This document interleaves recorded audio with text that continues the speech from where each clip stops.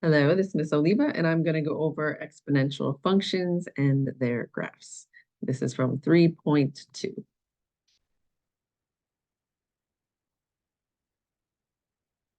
Okay, so exponential functions are functions when we have a number raised to the x power. Because what's going to happen is you put a 1 in, it's going to be 7. Then you put a 2 in, it's going to go up by a lot because it's 7 times 7. And then you'll see to the third, to the fourth, it's going to go up at a fast rate depending on how large the base number is. So let's just try one out and see what it's going to look like. So if I were to just make a chart and try some of these, if I plugged in 0, remember that any number raised to the 0 power is 1. So this is going to happen no matter what the base is. You're always going to have this starting point unless other stuff has happened, like we're adding or subtracting outside the function. But for all the basic ones where it's a number raised to the x, you'll always have this power. So when you put in a 1, in this case, it would be 7. If I put in a 2, it'd go all the way to 49. So now I'm going to go the other direction. If I put in a -1, remember that 7 to the -1 does not give me a negative answer. All it does is it flips it like that. So it gives me a fraction, not a negative number. And I'll do one more because I'm getting into this.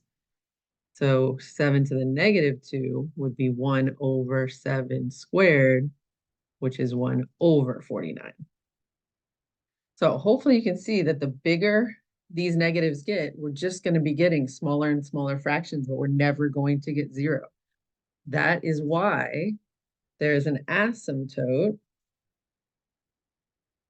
at y equals 0, because we're never going to go down here again unless the whole graph has shifted down.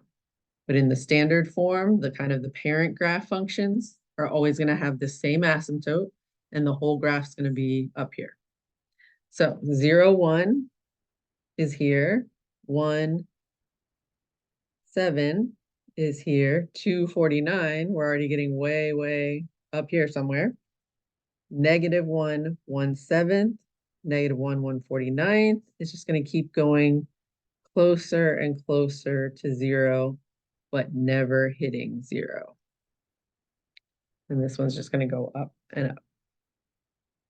So if this is my graph, the domain is -infinity to infinity, and the range is 0 to infinity, but again, parentheses for the 0 because we never quite get there.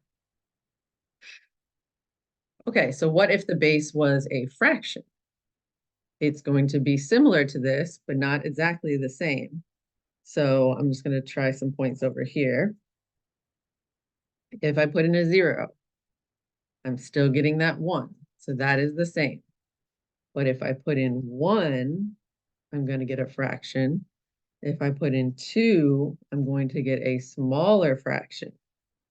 If I put in 3, even smaller. So how about the other direction? If I plug in a -1, I'm going to have 1/4 to the -1, which again does not make anything negative, but it flips this to a 4. So if I plug in a -2, it will flip it and square it to make 16. So let's see what that means on the graph. Notice, no matter which direction we went, we're still not getting to 0. So this does still have that same asymptote at y equals 0.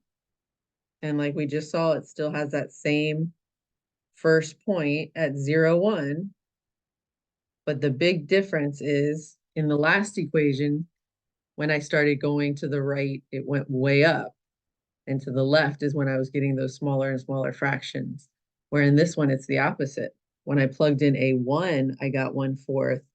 When I plugged in 2, I got 1/16. And it's going to keep getting closer and closer to 0 going this way. On the other side, when I plugged in a 1, I got, or a -1, I got 4. -2, I got 16. So it's going to go up this way. So that's the big difference between, I don't want to say fraction because they could trick you and put a fraction like 5/4. So think of it as if a number 1 or larger will look like this, which we call a growth. And if the base number is less than 1, it will be a decay, meaning it goes down from left to right.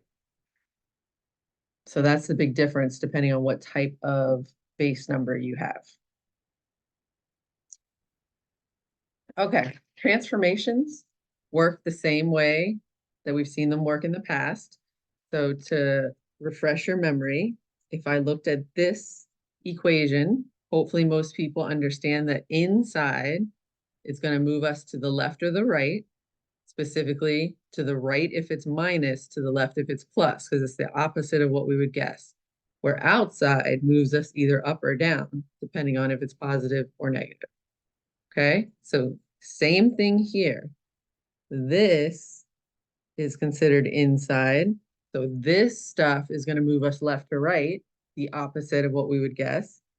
And this is outside, so it moves us up or down.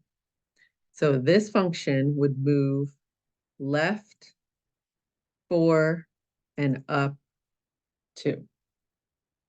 So opposite of this, so +4 meant left, but this one, if it's plus, means go up. So it looks a little different, but it's the same idea as these. So let me show you one on the homework.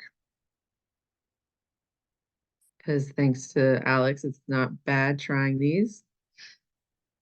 Because they will give you the parent function and just ask you to move it. So this is number 3 on 3.2.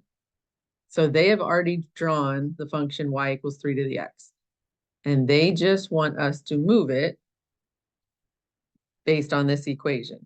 So the x plus 3 up here is going to move us left 3, and the +1 at the end is going to move us up 1. So we just have to hit this translation and just carefully go left 3 and up 1.